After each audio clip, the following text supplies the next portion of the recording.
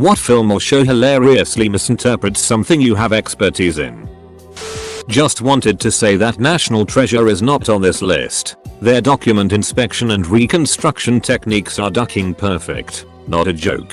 Went with an entire team that was consulted to get it right to see the finished product. We stood up and cheered. When they check that corner, it is like 6. Document 6. My dad works in emergency medicine. He says shows like House and Grey's Anatomy are laughable. Scrubs, however, he says is surprisingly accurate. Even some of the jokes are on point, i.e., surgeons being jocks and medical being nerds.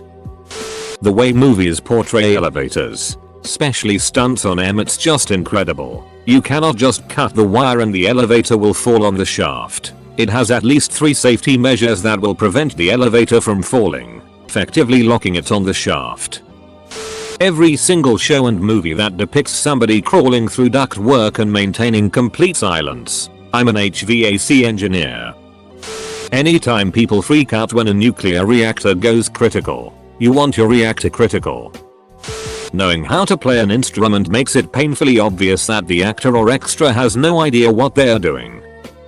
Those ghost hunter shows. I'm a ghost and I never make a bunch of racket when people are trying to hunt me. Architect. We are not fancy, whimsical creatures who dream of buildings all day. We also don't do hardline drawings of buildings for fun. Ever. Also, I hate Ted Mosby so much. Giving birth. After doing my research and watching my son be born, I realized that TV and movies misrepresent the birthing process so consistently. In the latest Amazing Spider-Man movie, Parker uses Bing.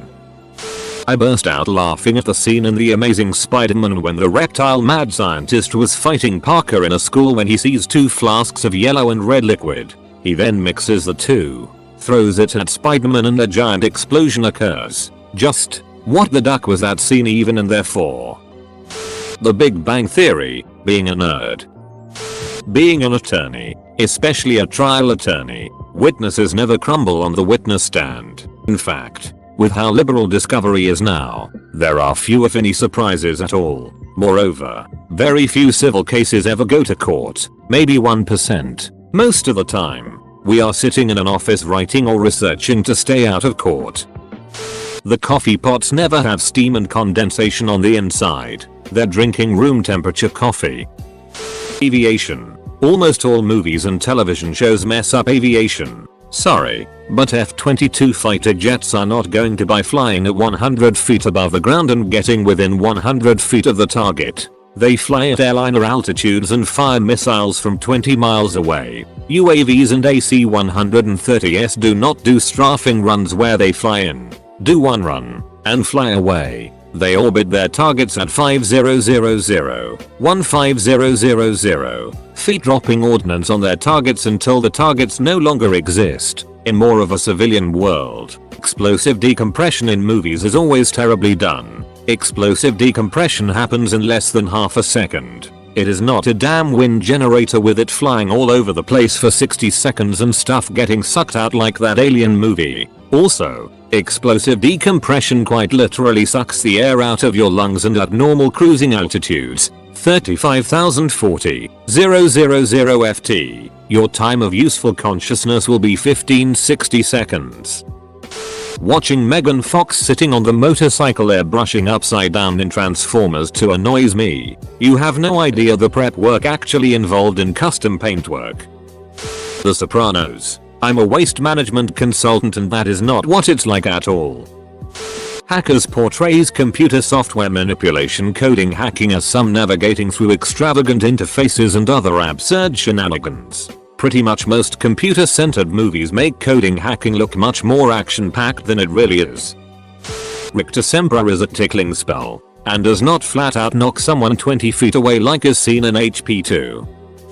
So, I'm an archaeologist. I've also studied forensic anthropology. Nobody ever ducking gets either of those things right. Nobody in forensics or crime scene analysis carries a ducking gun, nor do they talk to victims, bad guys, etc. We get into the profession specifically to avoid talking to people. Jesus. Also, The that Indiana Jones has done for archaeology is kind of unforgivable. Well, it would be if Harrison Ford wasn't such a babe. But honestly, everyone thinks I either dig up dinosaurs, find buried treasure, or grave rob in Egypt.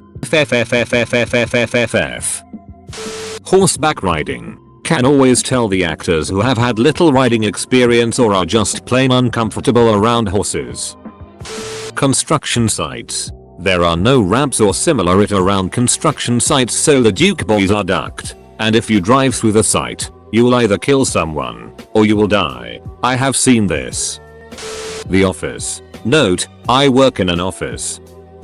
I work in IT, and I'm also a big fan of DSIS. Every single time McGee has to trace an IP or backtrace a hacking attempt, they always end up at the same IP. 192.168.0.1. Anyone who knows anything about networking gets a chuckle out of that. Almost any film with Mexico in it, we don't live in dirt, you guys. Related fact, I'll call it a fact for lack of better word. Have been told this and thought it sounded probable. Hollywood films hire people to make up plausible sounding pseudoscience for things that are actually impossible. For the majority it's not what they say, but what it sounds like they're saying. Classic example, we need to reverse the polarity of the neutron flow. Lord of the Rings with archery. You don't draw and hold for as long as they do with a recurve bow. Also, the form most people use is horrible. I'm thinking of a few of the elves in Helm's Deep.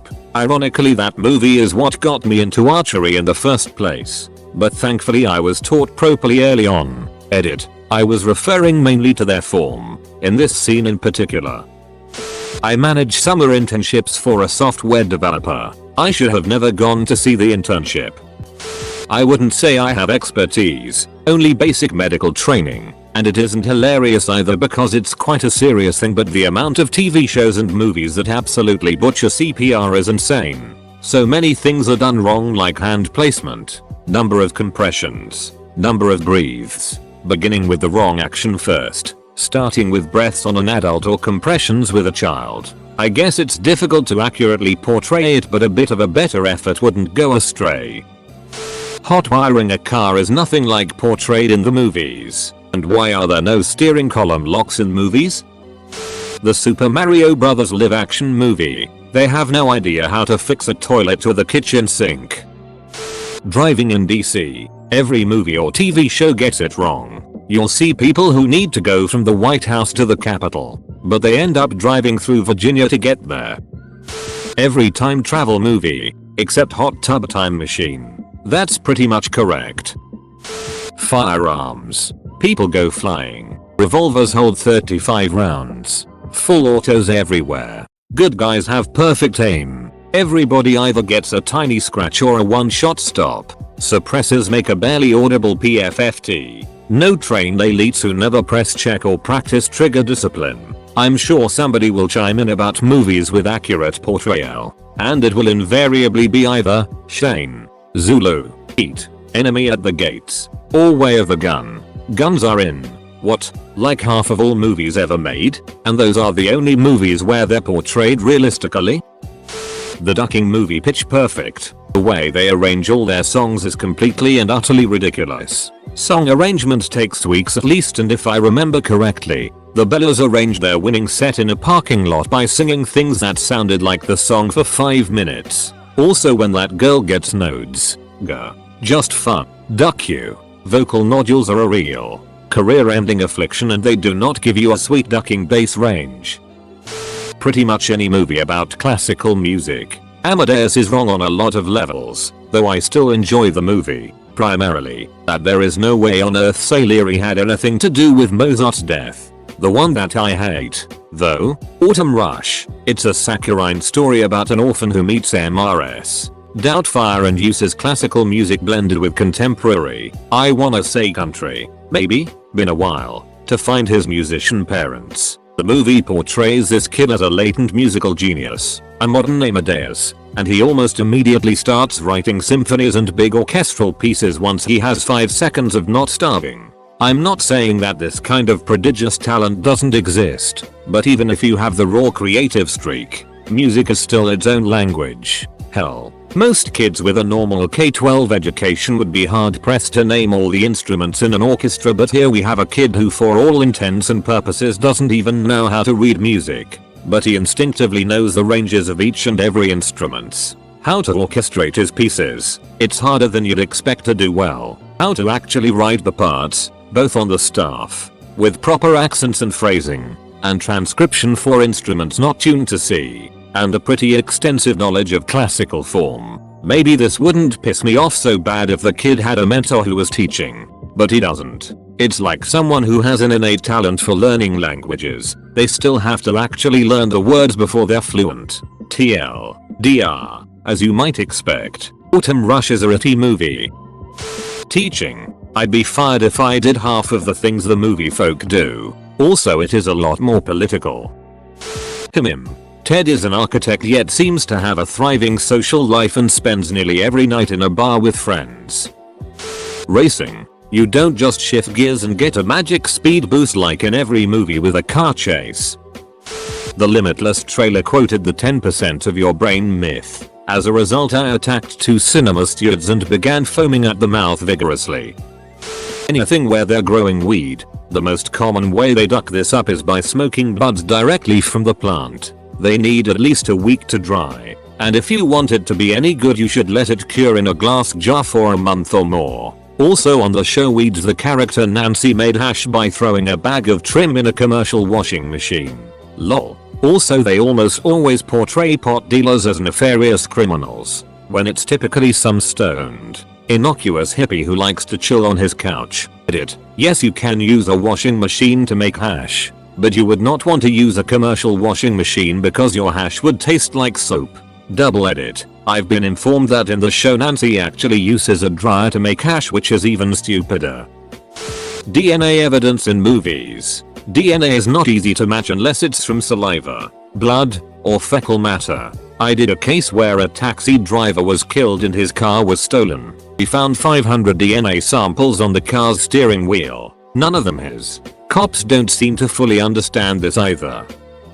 Drumline is absolutely nothing like marching band, high school or college, and the most technical drummer in the world would not make a drumline if he didn't know how to read music. The amount of sight reading going on in a top level band is ridiculous. In college, we'd have a piece in serviceable condition within 30 minutes. As someone who works in the oil field, I cannot stand the way the industry has been portrayed in movies and those IT reality shows. You always see people cheering when they strike oil and it sprays everywhere, which would never ducking happen. The safety guy would have an aneurysm.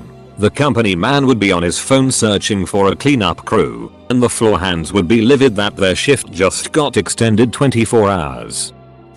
All tattoo reality shows. I can't even. I've been tattooing since 2006 and the effect those shows have had on my industry are infuriating. Example, Miami Inc. made the clients audition to get tattooed, meaning, if there wasn't some emotional story behind the tattoo, you couldn't be on the show. This led to 2 things. 1. Really transparent backstories on the show. And 2. Really transparent backstories in my shop. But for that, people rarely talked about the meaning of their tattoos, unless we asked, or it was relevant to the design process, which is unusual. It's also created a lot of wannabe experts who throw around idiotic jargon. Tatting is actually a type of crocheting, usually used to make lace. I do this as well, actually. So if I'm feeling like a smartass and people ask how long I've been tatting, I tell them my grandmother taught me when I was 8 and let them ask stupid questions until we get to "Oh,